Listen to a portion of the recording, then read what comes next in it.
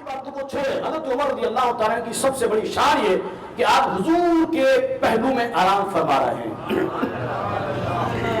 ایران کا ایک مناظر نور جہاں نے بلوایا، ایران سے انڈیا بلوایا۔ اس کا مسئلہ کیا تھا؟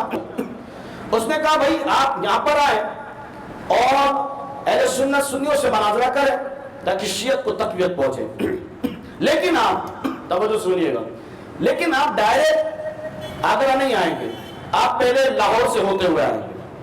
پہلے آپ لاہور کے جو وہاں پر صوفیزم ہے ان کو آپ شکست دیں تاکہ آپ کا ایک روح دبدبہ پیدا ہو جائے، اس کے بعد آپ آگرہ آئیں گے۔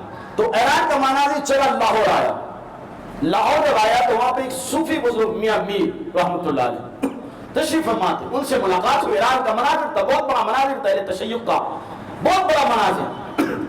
آنے کے بعد میاں میر سے ملاقات ہوئی، ملاقات کرنے کے بعد میاں میر نے کہا جی سنائیے اہل بیت کی شان سنائیے، حسین کی شان سنائیے، حسن کی شان سنائیے۔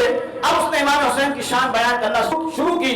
اس نے کہا حسین کی شان یہ ہے کہ آپ کے روضے پاک کے قریب اگر 3 میل 5 میل کے فاصلے کے قریب بھی کوئی شخص دفن ہو جائے نا تو فرما اللہ اسے بھی معاف کر دیتا ہے، اللہ اسے بھی بخش دیتا ہے۔ یہ بھی فرمایا واہ واہ سبحان اللہ سبحان اللہ سبحان اللہ۔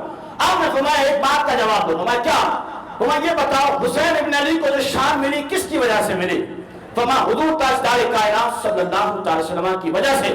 فرمایا حسین کی شان زیادہ ہے یا نبی کی؟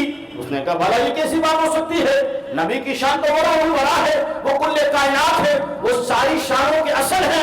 حضرت کر آپ میاں میر مسکرائے، آپ نے فرمایا کہ جب حسین ابن علی کے روضے کے قریب 3 میل کے فاصلے پر اگر کوئی شخص دفن ہو جائے تو اللہ اسے بخش دیتا ہے، لیکن جو حضور کے پہلو میں آرام فرما رہے ہو،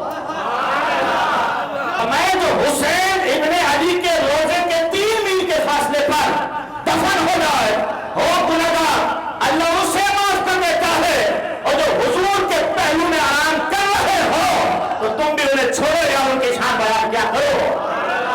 اللہ تعالیٰ یہ ہے فاروق اعظم رضی اللہ تعالیٰ۔ دیکھو دیکھو کون آیا محمد عربی کا دین۔